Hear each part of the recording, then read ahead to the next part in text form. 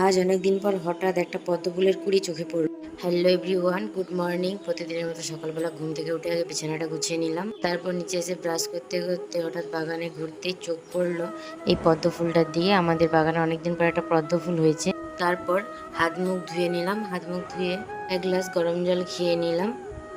আজ রান্নার দায়িত্ব আমার উপর ছিল, তাই ঝটপট করে রান্নাঘরে গিয়ে রান্না শুরু করে দিলাম। তার মধ্যেই কচিকে একটু খাইয়ে নিলাম। তারপর সকালে টিফিনের জন্য বানিয়েছিলাম চাউমিন। মা বাড়ি ফিরতে মাকেও খেতে দিয়ে দিলাম, সঙ্গে আমিও একটুখানি খেয়ে নিলাম, সাথে কচিকেও একটু খাইয়েছিলাম চাউমিন। তারপর দুপুরবেলা স্নান করে ফ্রেশ হয়ে নিচে চলে এলাম। এসে দুপুরের লাঞ্চটাও কমপ্লিট করে নিলাম। মা, আমিও দাদা তিনজনে একসঙ্গে খেতে বসেছিলাম।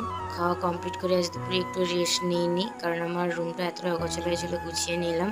তারপর বিকেলে একটু ফ্রেশ হয়ে এক বাটি খেয়েছিলাম আপেল, সন্ধ্যাতে খেয়েছিলাম একটুখানি সিম।